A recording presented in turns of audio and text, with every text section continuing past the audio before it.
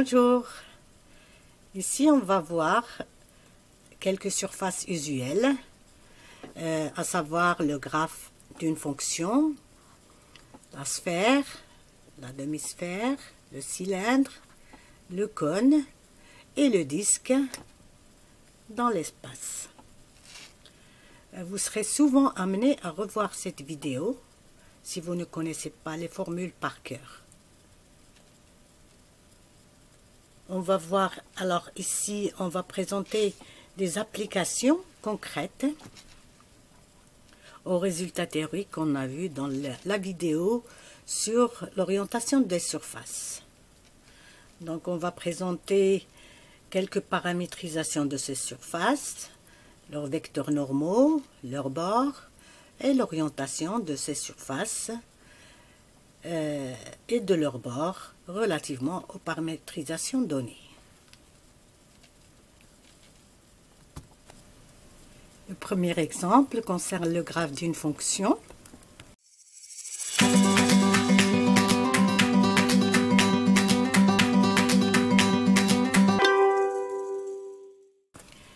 Si on a une fonction f qui va de d bar dans R avec D un domaine de R2 et qui vérifie frontière de D, courbe simple fermée, régulière, alors le graphe de f, l'ensemble des triplés xy f de xy, tel que xy appartenant à D bar, est une surface régulière orientable. Une paramétrisation naturelle de S est sigma de xy allant de D bar à xy associe xy f de xy. Et un vecteur normal est donné par la dérivée partielle de sigma par rapport à x vectoriel, dérivée partielle de sigma par rapport à y. On peut revoir ces formules dans la vidéo sur l'orientation des surfaces, les bases théoriques. Et ça, c'est égal ici à moins la dérivée partielle de f par rapport à x, moins la dérivée partielle de f par rapport à y, 1. Et le vecteur normal unitaire, eh bien, c'est le vecteur normal divisé par sa norme euclidienne. Le bord de S, c'est l'ensemble de tous les triplés xy, f de xy, tel que xy appartient à la frontière de D. Et le sens de parcours de cette frontière, de la frontière du graphe, c'est le sens positif usuel, c'est-à-dire le sens trigonométrique, le sens contraire des aiguilles d'une montre. Deuxième exemple, la sphère.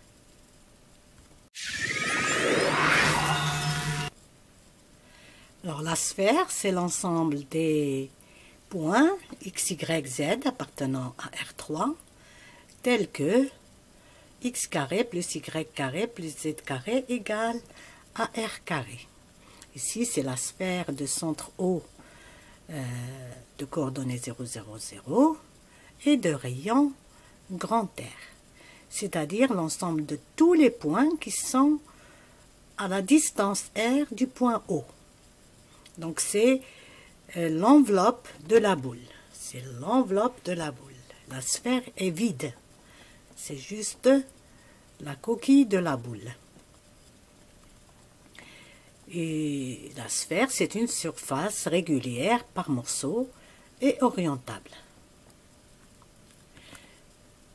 Là, on va donner une paramétrisation de la sphère qui est connue, les coordonnées sphériques. Donc, sigma va aller de 0,2 pi croix 0 pi dans R3 à θ phi associe R cos θ sin phi, R sin θ sin phi, R cos phi. On va revoir ça sur la figure après. Donc, c'est les coordonnées sphériques que vous connaissez déjà. Le D ici, c'est l'intervalle 0,2 pi croix 0 pi. Et S, c'est sigma de D. Alors, la figure pour les coordonnées sphériques. Vous voyez, le θ ici, c'est horizontal. Et le phi, c'est vertical. Dans d'autres ouvrages, on peut trouver pour les notations, phi c'est l'horizontal et θ c'est le vertical. Alors il va falloir faire attention hein, pour les notations. Donc ici c'est phi, c'est le vertical, il va de 0 à pi, et l'horizontal, il fait le tour de 0 à 2 pi. Une autre figure pour ça. Donc θ, horizontal ici dans le plan x ou y, et phi, le vertical, que fait le plan x ou y avec, que fait OM avec le plan x ou y. Pour l'orientation de la sphère, donc elle est orientée soit par le vecteur normal sortant, soit le vecteur normal rentrant. Et le vecteur normal associé à la paramétrisation en coordonnées sphériques, c'est le produit vectoriel de la dérivée partielle de sigma par rapport à θ avec la dérivée partielle de sigma par rapport à phi. Ce qui va donner moins r carré sinus phi multiplié par c triplé. En fait, c'est moins r sinus phi multiplié par sigma de θ phi. Et ça, c'est une normale rentrante dans la boule. Hein, parce que phi, il appartient à 0 pi, sinus phi, il est positif. Donc, c'est une normale rentrante. Si on a besoin de la normale sortante, on prend le vecteur opposé, c'est-à-dire moins ce vecteur-là. La norme du vecteur normal est égale à r carré sin phi. On fait la racine de la somme des carrés des composantes, des trois composantes ici. Et l'élément de surface, dA, il est donné par cette formule, grand R carré, le rayon de la sphère, sinus phi d θ d phi. Le θ, c'est ici, c'est le c'est l'horizontal, et le phi, c'est le vertical.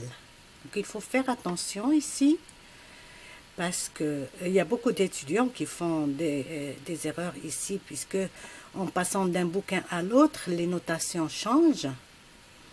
Hein? Donc, le phi qui est là, dans cette formule-là, c'est le vertical.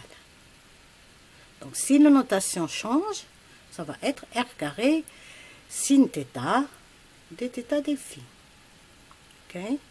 Donc ici, c'est les notations qu'on a adoptées. Ici, θ est l'horizontale, qui va de 0 à 2 pi, et phi, celui qui va de 0 à phi. Et bon, on a la normale unité. Hein, c'est le vecteur normal divisé par sa norme. Il est intérieur à la boule. La boule, c'est l'ensemble de tous les points qui sont de distance à, dans la distance à O, il est strictement inférieur à grand R. En fait, ici, c'est la boule ouverte. Et la boule fermée, ça va être inférieur ou égal. C'est-à-dire la boule ouverte, union la sphère, union sa coquille. Pour avoir une visualisation de la fonction sigma, la paramétrisation hein, en coordonnées sphériques, donc le sigma, il va de D bar, un rectangle, donc le θ allant de 0 à 2 pi, et le phi allant de 0 à pi. À chaque point de départ, θ phi, on associe sigma de θ phi, qui est un point de la sphère. Et quand θ phi décrivent tout le rectangle, eh bien, leurs images, ça décrit la sphère en entier. Bon, pour ce qui est du bord, le bord de la sphère est vide. Le bord de la sphère est vide. Et là, en fait, le bord d'une surface fermée est vide. Bon, c'est assez difficile à imaginer. Et donc, on va voir une démonstration mathématique pour le cas particulier de la sphère dans une autre vidéo.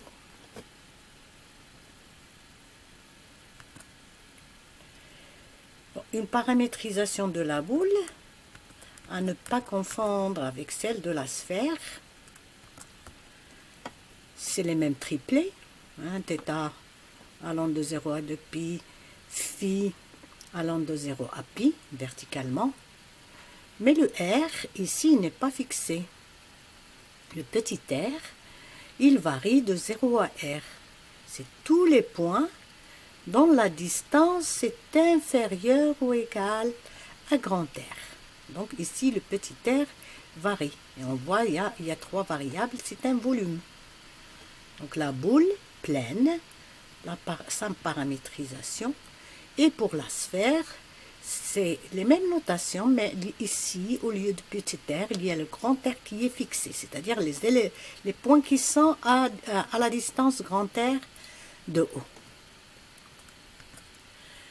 L'élément de volume, donc, c'est petit r carré. Le R, il varie de 0 à grand R, le rayon de la boule. Sinus phi, dr, dθ, dφ.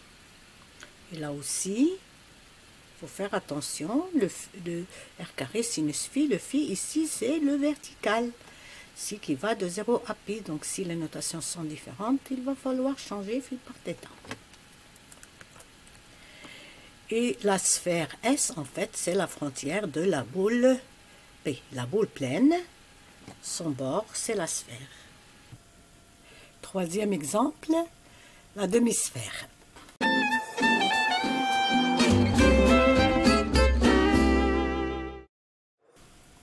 On va prendre la demi-sphère supérieure, l'ensemble des points, tels que qui sont à la distance R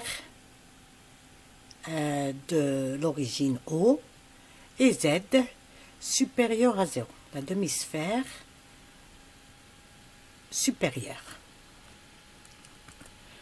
C'est une surface régulière par morceau orientable, une paramétrisation de S par les coordonnées sphériques.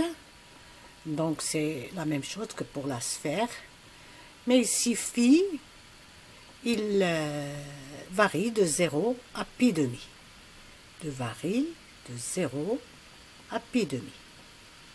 Et θ, bon, le vertical, l'horizontal, il décrit un tour de 0 à 2 pi. La même formule pour le vecteur normal que le vecteur normal pour la sphère.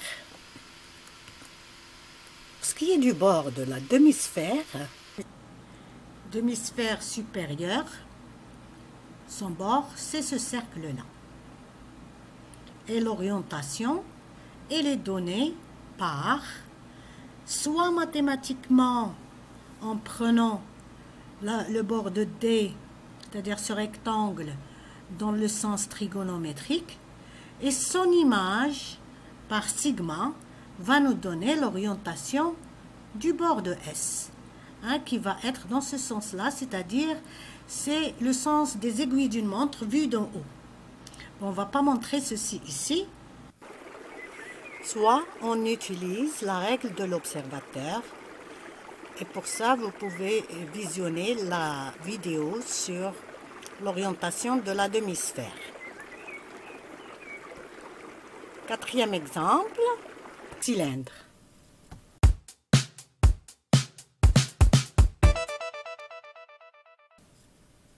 Si on prend un cylindre, par exemple, de rayon R et de hauteur 1, l'ensemble S, l'ensemble des points x, y, z tels que x carré plus y carré égale à r carré, et z compris qui varie entre 0 et 1, ça représente la surface latérale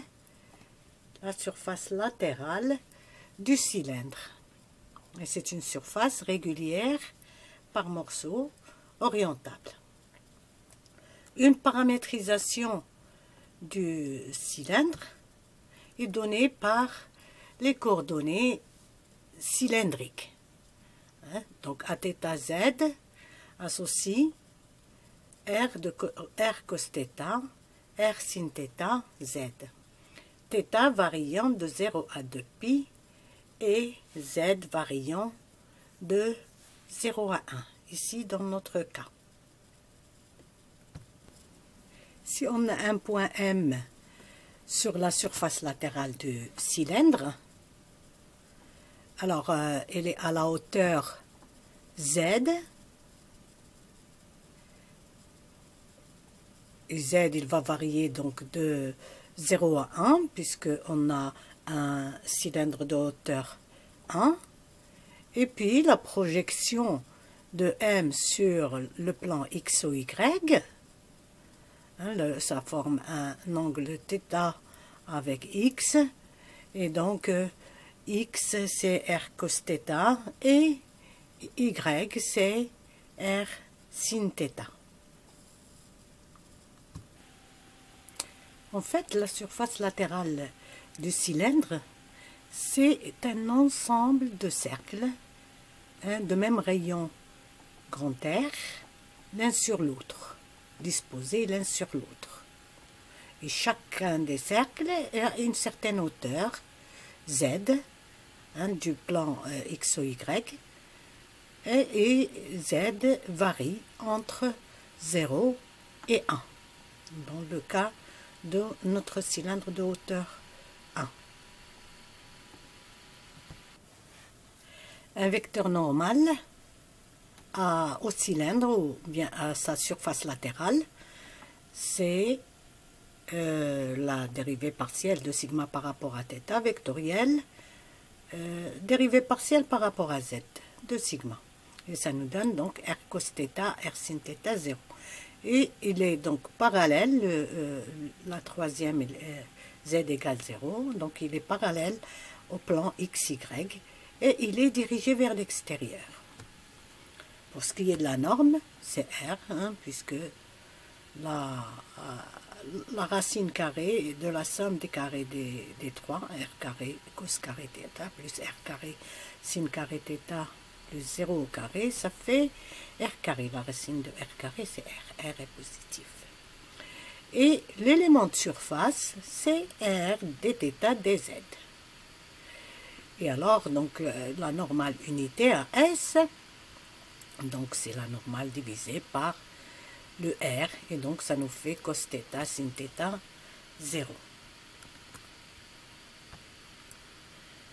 Pour ce qui est du bord de S du cylindre, donc le bord du cylindre, c'est la réunion de ce cercle-là, ce cercle-là et ce cercle-là. Ce cercle, le C1, donc un cercle de rayon 1 était à la hauteur Z égale 0, union, le cercle 2, celui-là, de rayon 1 et à la hauteur 1. Et pour le sens du parcours, d'abord pour le vecteur normal ici, qui est induit par cette paramétrisation, on avait dit qu'il est dirigé vers l'extérieur. Il est parallèle à x ou y, il est dirigé vers l'extérieur. Si on a besoin de l'autre vecteur normal, hein, dans le sens opposé, on n'a qu'à prendre moins le vecteur normal cos θ sin θ 0. Donc je disais pour le sens du parcours, donc qui est associé à cette paramétrisation. Donc comme d'habitude, on doit prendre le D, la frontière de D dans le sens trigonométrique, et puis par sigma, on obtient le sens du parcours sur le bord du cylindre. Et ça nous donnera ici, donc ici c'est vu d'en haut, donc c'est le sens positif sur C1, c'est le sens trigonométrique vu d'en haut, et là c'est le sens contraire, c'est-à-dire ça c'est le sens des aiguilles d'une montre vu d'en haut. Si on prend le cylindre plein, une paramétrisation, c'est comme pour le cylindre, comme pour la surface latérale. Sigma de θ z est égal à r cos θ r sin θ z, mais là le r il n'est pas fixe, c'est pas le rayon grand R, c'est r, elle varie entre 0 et r. Donc le cylindre plein, on voit ici, hein, il y a 3 variables, c'est un volume. En fait, le cylindre plein, c'est un ensemble de disques. Disque sur disque sur disque, disque hein, de rayon grand R. Alors que la surface latérale, c'est juste les cercles. Cercle sur cercle sur cercle. Donc il faut faire attention ici à ne pas confondre la paramétrisation du cylindre plein avec la paramétrisation de la surface latérale du cylindre. Et donc ici, comme c'est un volume, là l'élément de volume c'est R, dr, dθ, dz. Cinquième exemple, le cône.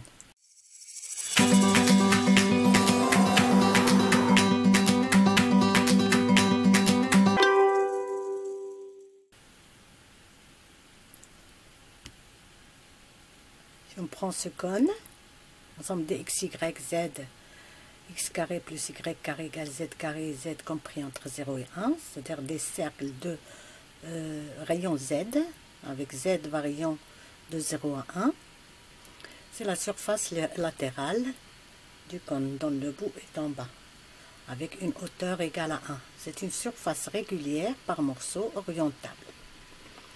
Alors une paramétrisation de S, c'est sigma θ z, z cos θ, z sin θ, z. C'est-à-dire, c'est des cercles de rayon z, mais de cercle, un point, et puis un petit cercle, puis un autre cercle plus grand, etc. Hein, avec z qui varie de 0 à 1. Alors pour cette paramétrisation, le vecteur normal est égal à la dérivée de sigma par rapport à θ vectoriel, la dérivée de sigma par rapport à z qui donne z cos θ, z sin θ moins z. Et le moins z ici, donc elle est négative puisqu'on a z qui est compris entre 0 et 1. Alors, la norme donc de sigma θ sigma z est égale à la racine carrée de z carré cos carré θ plus z carré sin carré θ plus z carré. Ce qui donne c'est z racine de 2. Le dA, l'élément de surface, c'est z racine de 2 dθ dz, c'est-à-dire la norme du vecteur normal dθ dz. Et une normale unité est donnée par le vecteur normal divisé par sa norme. Le bord de S, c'est le cercle Ici, il est de rayon 1, hein, puisqu'on est là à la hauteur Z égale à 1. Il est de rayon 1. Okay. Et le sens de parcours du bord, il est donné comme d'habitude. On prend la frontière de D dans le sens trigonométrique et son image, ça nous donne le sens du parcours du bord de la surface, mathématiquement. Donc ça va nous donner ici le sens négatif. En fait, vu d'en haut, si on voit d'en haut, c'est le sens des aiguilles d'une montre.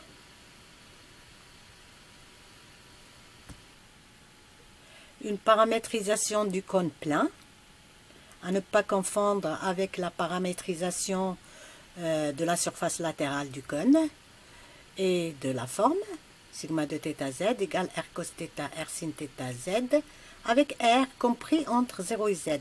C'est-à-dire ici, c'est des disques de rayon z, l'un sur l'autre, avec z variant de 0 et 1. Et pour la surface latérale du cône, c'est ici à z. Hein? Ici à z, c'est-à-dire c'est des cercles de rayon z, avec z variant.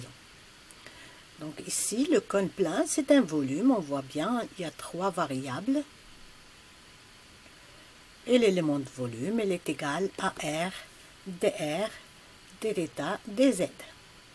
Sixième exemple, le disque.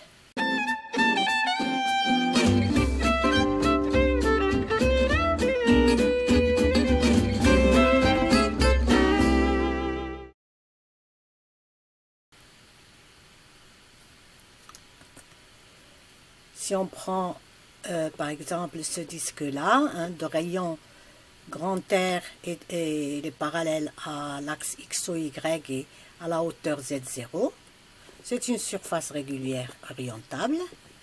Et une paramétrisation de ce disque, c'est R cos θ, R sin θ, Z0. Alors, un vecteur normal, c'est 0, 0, R.